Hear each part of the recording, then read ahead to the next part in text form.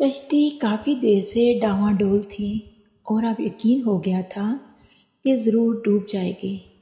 کوئی تدبیر کام نہیں آ رہی تھی۔ ملاحوں کا تجربہ تھا کہ جب کوئی خطا کار اور قصوروار انسان ان کی کشتی میں سوار ہو جاتا تھا تو اس طرح زندگی کے لالے پڑ جاتے تھے۔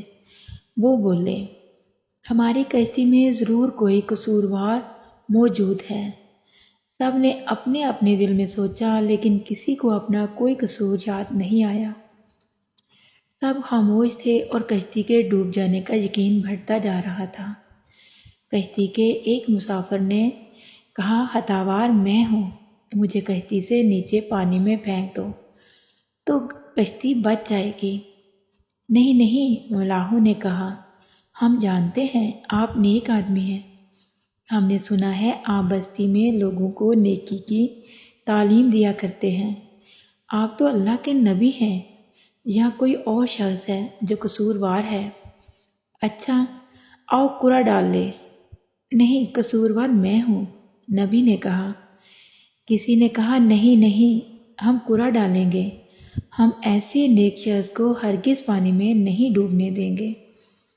سب کی حیرت اور تعجب کی انتہا نہ رہی۔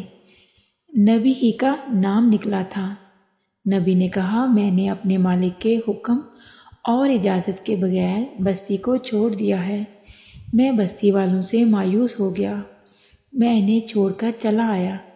میں ہی ایسا غلام ہوں جو اپنے آقا کے بتائے ہوئے کام کو چھوڑ کر بھاگ آیا ہوں۔ ضرور میں قصوروار ہوں۔ سب ایک دوسرے کا منہ تک رہے تھے۔ کشتی ہچکولے کھا رہی تھی۔ ہر جھٹکے پر معلوم ہوتا کہ اب ڈوب گئی کہ اب ڈوبی۔ ایک کی خاطر سب کو نہیں ڈبویا جا سکتا تھا۔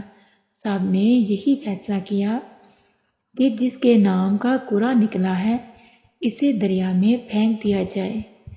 نبی دریا میں پھینک دیے گئے۔ ان کا نام یونس علیہ السلام تھا۔ شاید اتنا سخت اندھیرا کبھی کسی نے نہ دیکھا ہو۔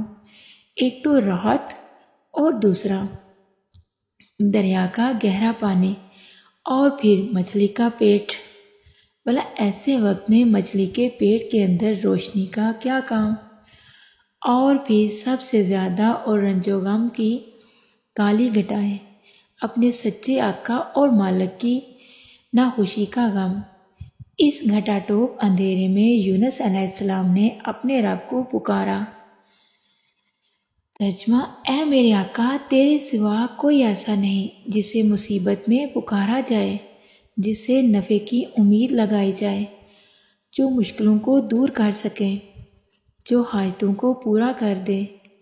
تیری ذات سب عیبوں سے پاک ہے۔ یہ تیرا کرم ہے کہ مچھلی نے مجھے نگل لیا اور میں زندہ ہوں، پانی میں نہیں ڈوبا، مچھلی کے پیٹ میں میرا دم نہیں گھٹا۔ اس اندھیرے میں بھی میرے حواس ٹھیک ہیں۔ بے شک میں نے ہی اپنے اوپر ظلم کیا، میں نے ہی تیرے حکم کا انتظار کیے بغیر اپنی قوم کو چھوڑ دیا، مجھ سے تیری بڑی نافرمانی ہوئی، میں نادم ہوں، میں شرمندہ ہوں۔ اب تو ہی کرم فرمائے تو میں اس مصیبت سے چھوٹ سکتا ہوں۔ اللہ تعالیٰ نے یونس علیہ السلام کی پکار سن لی اور ان کو مصیبت سے نجات دے دی۔ مچھلی نے انہیں دریا کے کنارے آ کر اگل دیا۔ یونس علیہ السلام سورج کی روشنی اور کھلی ہوا میں آ گئے۔ انہوں نے اپنے مالک کا شکر ادا کیا۔